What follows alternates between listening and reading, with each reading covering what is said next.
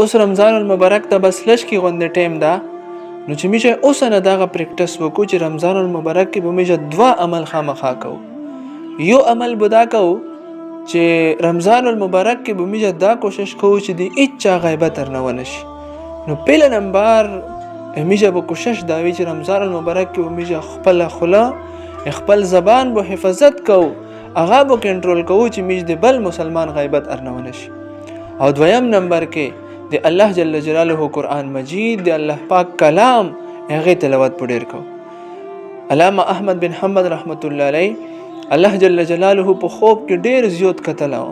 نو هغه فرمایي چې مو د الله پاک نه پاته وکړه چې یا الله ته په څه شي باندې ډیر خوشاله.